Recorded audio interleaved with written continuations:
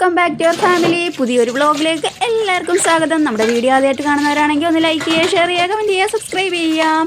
അങ്ങനെ രാവിലെ തന്നെ കുറച്ച് പാത്രങ്ങളും കാര്യങ്ങളും ഉണ്ടായിരുന്നു കഴുകാൻ കേട്ടോ. തലേദിവസം രാത്രി ഞാൻ പാത്രങ്ങളൊന്നും കഴുകിയിട്ടുണ്ടായിരുന്നില്ല. കാരണം രാത്രി വേറെ കുറച്ച് പണികളുള്ളത് കാരണം പാത്രമൊന്നും കഴുകാൻ പറ്റിയില്ല. അങ്ങനെ രാവിലെ തന്നെ പാത്രമെല്ലാം കഴുകി ക്ലീൻ ചെയ്ത് വെച്ചതിന് ശേഷം ഉമ്മ ഗോതമ്പ് പുട്ടിനുള്ള മാവ് നനച്ച് വെച്ചിട്ട് തേങ്ങ തിരുങ്ങുന്നുണ്ടായിരുന്നു. അപ്പോഴത്തേനും വാപ്പ ദേണ്ട മത്തിയും കൊണ്ട് വന്നിട്ടുണ്ടായിരുന്നു. കിലോ 200 രൂപ എന്ന് പറഞ്ഞ് വലിയ മത്തിയാണ്. കുറേ നാൾക്ക് ശേഷം വലിയ മത്തി കാണുന്നത്. അങ്ങനെ വാപ്പ അത് വാങ്ങിച്ചുകൊണ്ട് വന്നത് ഉമ്മ ചട്ടിയിലോട്ടൊക്കെ ഇട്ടതിന് ശേഷം ഞാൻ വർക്ക് ഏരിയയിലോട്ട് ഇറങ്ങി. നമ്മുടെ അടുപ്പിൽ നിന്ന് കുറേ ചാരം ഉണ്ടായിരുന്നു ഇന്നലത്തെ, അതെല്ലാം കൂടെ കോരി ഒരു കിറ്റിലോട്ട് മാറ്റി വെച്ചതിന് ശേഷം നമ്മുടെ ലിക്വിഡൊക്കെ ഉപയോഗിച്ച് അവിടെ നന്നായിട്ടൊന്ന് തേച്ചരച്ച് ഒരു തുണി വെച്ച് അവിടെ മൊത്തം ഒന്ന് ക്ലീൻ ചെയ്തെടുത്തുകൊണ്ടിരുന്നപ്പം തന്നെ ഉമ്മ ആണെങ്കിൽ അപ്പുറത്ത് ചേച്ചിയാണ് നമ്മുടെ ഈ വാപ്പാടെ പൈസ കൊടുത്തിട്ട് മത്തി വാങ്ങിക്കാൻ പൈസ കൊടുത്തിട്ടുണ്ടായിരുന്നു. അങ്ങനെ വാപ്പ മത്തി അവർക്ക് വാങ്ങിച്ചുകൊണ്ട് വന്നതും കൊണ്ട് ഉമ്മ അങ്ങോട്ട് പോയപ്പോൾ എൻ്റെ അടുത്ത് പറഞ്ഞ് നമ്മുടെ ഗ്യാസിൽ പുട്ട് വേകാൻ വെച്ചിട്ടുണ്ട്, അതിന് ആവി വരുമ്പോഴത്തേക്കൊന്ന് പുട്ട് കുത്തണേന്ന് പറഞ്ഞു.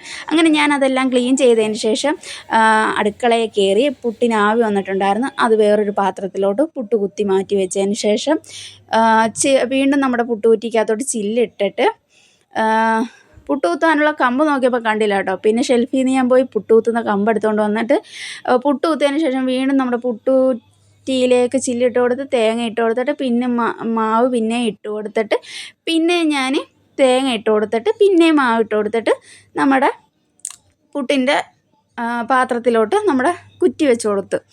അതിന് ശേഷം വീണ്ടും ഞാൻ അത് തന്നെ മൊത്തം പുട്ടും റെഡിയാക്കിയതിന് ശേഷം ഞാൻ പുറത്തോട്ട് ഇറങ്ങിയപ്പോൾ നമുക്ക് ഇന്നലെ നമ്മളിവിടെ ക്യാമറ വെച്ചിട്ടുണ്ടായിരുന്നു. അതിൻ്റെ കാര്യങ്ങളൊക്കെ എന്തൊക്കെയോ നോക്കുന്നുണ്ടായിരുന്നു കേട്ടോ. പിന്നെ ഞാൻ അടുക്കളയിൽ വന്ന് നമ്മുടെ അടുപ്പിനകത്ത് കുറച്ച് വിറകും കാര്യങ്ങളുമൊക്കെ വെച്ചതിന് ശേഷം കുടിവെള്ളം ഒരടുപ്പിലോട്ട് വെക്കുന്നുണ്ട്. അതിനുശേഷം തീ കത്തിക്കാനുള്ള പരിപാടിയാണ് ഞാൻ നോക്കുന്നത്. അങ്ങനെ ഞാൻ ഒരു പേപ്പറിനകത്ത് തീ കത്തിച്ച് ഞാൻ അടുപ്പിലോട്ട് വെച്ച് കൊടുക്കുന്നുണ്ട്. അതിനുശേഷം കുറച്ച് പേപ്പറും കാര്യങ്ങളും കൂടെ വെച്ചിട്ട് കൊച്ചു ചുള്ളി കഷ്ണങ്ങളെല്ലാം വെച്ച് തീയെല്ലാം പിടിപ്പിച്ചതിന് ശേഷം നമ്മുടെ അത്താഴക്കലം പൊക്കി നമ്മൾ അടുപ്പിലോട്ട് വെച്ച് കൊടുക്കുന്നുണ്ടായിരുന്നു.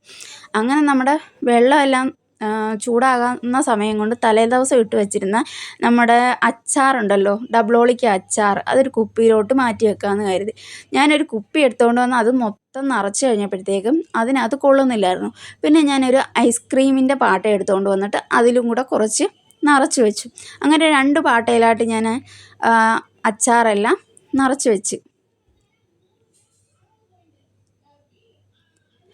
അതിന് ശേഷം ഞാൻ വീണ്ടും വർക്ക് ഏരിയയിൽ ഇറങ്ങി. നമ്മുടെ വെള്ളം ചൂടായി കിടപ്പുണ്ടായിരുന്നു ചോറിനുള്ള. അങ്ങനെ ഞാൻ പിന്നെ കയറി അരിയെല്ലാം കഴുകി നമ്മുടെ കലത്തിലോട്ടിടാമെന്ന് കരുതി. ഞാൻ 2-3 പ്രാവശ്യമായിട്ട് നമ്മുടെ അരി ഒന്ന് ഞെരടി കഴിയതിന് ശേഷം നമ്മൾ കലത്തിൽ ചൂടായി കിടക്കുന്ന വെള്ളത്തിലോട്ട് അരി കൊണ്ടിടാം.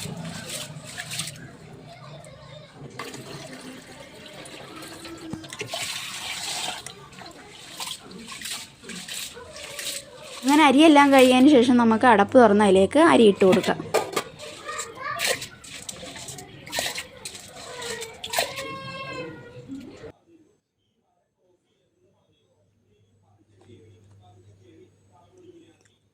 അങ്ങനെ അതിനുശേഷം ഞാൻ റൂമിലേക്ക് വന്ന് നമ്മുടെ ബെഡ്ഷീറ്റും കാര്യങ്ങളും ഒക്കെ ഒന്ന് വിരിച്ചിടണം. ആദ്യം ഞാൻ ചെയ്തത് റൂമിലെ ജനൽപ്പാളികളെല്ലാം തുറന്നിട്ടതിന് ശേഷം നമ്മുടെ ബെഡ്ഷീറ്റും കാര്യങ്ങളും ഒക്കെ ഒന്ന് വിരിച്ചു.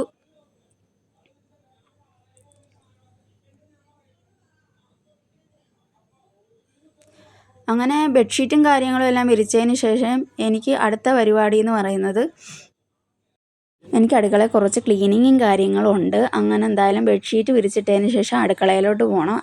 അവിടെ എല്ലാം വൃത്തിയാക്കാൻ വേണ്ടി ഞാൻ എന്തായാലും അടുക്കളയിൽ ചെന്ന് ക്ലീനിങ്ങും കാര്യങ്ങളും കഴിഞ്ഞപ്പോഴത്തേക്ക് ഉമ്മ കുറച്ച് പാലിരിപ്പുണ്ടായിരുന്നു മക്കൾക്ക് കാച്ചി കൊടുക്കാനുള്ളത്. കാച്ചി അവർക്ക് കൊടുത്തതിന് ശേഷം ഉമ്മ മീൻ വെട്ടാനിരുന്നു. ഉമ്മ മീൻ വെട്ടുന്ന സമയം കൊണ്ട് ഞാൻ കുറച്ച് തുണികളും കാര്യങ്ങളും ഉണ്ടായിരുന്നു. അതെല്ലാം കഴുകിയിട്ടിട്ട് ടെറസിൽ കൊണ്ട് വിരിച്ചിട്ട് താഴെ വന്നപ്പോഴത്തേക്കും ചോറ് അടച്ചിട്ടിട്ടുണ്ടായിരുന്നു. പിന്നെ കപ്പ പുഴുങ്ങാൻ വേണ്ടി വെച്ചിട്ടുണ്ടായിരുന്നു. അങ്ങനെ പിന്നെ കറി വെക്കാനുള്ള മത്തി വേറെ, വറുക്കാനുള്ളത് വേറെ, മത്തിത്തല പറ്റിക്കാനുള്ളത്, അങ്ങനെ എല്ലാം സെറ്റാക്കി വെച്ചിട്ടുണ്ടായിരുന്നു. ഞാൻ പിന്നെ കുളിച്ചിട്ട് വന്നപ്പോഴത്തേക്ക് റിച്ച് നല്ല ഡാൻസ് കളിക്കുന്നുണ്ടായിരുന്നു. അങ്ങനെ ഞാൻ അവനെ അങ്ങോട്ട് മാറ്റി നിർത്തിയതിന് ശേഷം വീട്ടിലോട്ടൊന്ന് പോകണമായിരുന്നു. അങ്ങനെ കുറച്ച് തുണിയും കാര്യങ്ങളും റൈഹാൻ്റെ ബാഗിലോട്ടും എൻ്റെ തുണികളെല്ലാം എൻ്റെ ഒരു ബാഗിലോട്ടും ആക്കുന്നുണ്ട്. പിന്നെ ഞാൻ 2 സാരി എടുത്തിട്ടുണ്ടായിരുന്നു. അത് നാളെ ഒരു ഫംഗ്ഷൻ ഉണ്ട്, അതൊന്ന് ഉടുക്കാൻ വേണ്ടി എടുത്തിട്ടുള്ള സാരിയാണ്. അതിൻ്റെ വ്ളോഗ് ഞാൻ വേറെ ചെയ്യാം. അതിൽ നിങ്ങൾക്ക് അറിയാൻ പറ്റുമല്ലോ ഞാൻ എന്തിനാണ് ഈ സാരി എടുത്തിട്ടുള്ളതെന്നും. അങ്ങനെ എന്തായാലും ഞാൻ തുണിയും കാര്യങ്ങളുമൊക്കെ 2 ബാഗിലാക്കി മാറ്റി വെച്ചതിന് ശേഷം നേരെ പോയത് അടുക്കളയിലേക്കാണ്. അടുക്കളയിൽ ചെന്നപ്പോഴത്തേക്ക് മീൻകറി സെറ്റായി ഇട്ടുണ്ടായിരുന്നു.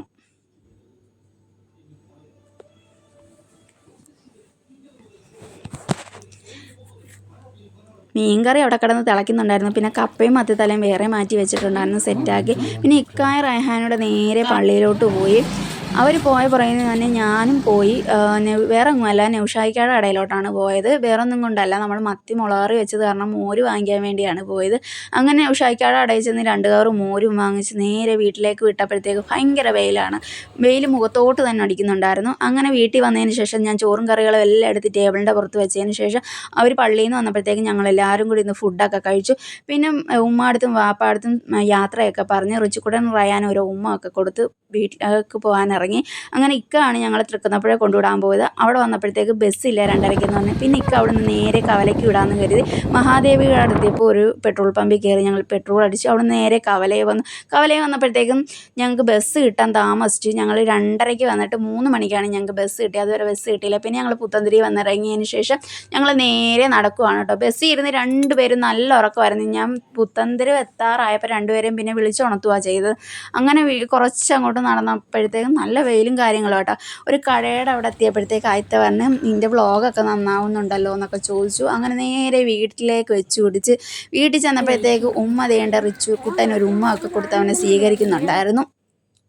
അങ്ങനെ എന്തായാലും ഞങ്ങൾ അവിടെ വന്ന് കയറിയപ്പോൾ നൗഫി ഫംഗ്ഷൻ ഇടാനുള്ള ഡ്രസ്സും കാര്യങ്ങളൊക്കെ കാണിച്ചു. പിന്നെ നൗഫിയും പിള്ളേരുമായിട്ട് കുറച്ച് നേരം കാര്യം പറഞ്ഞു. അപ്പോഴത്തേനും ഉമ്മ ഞങ്ങൾക്കുള്ള ചായയും കാര്യങ്ങളൊക്കെ ഇവിടെ സെറ്റാക്കുന്നുണ്ടായിരുന്നു.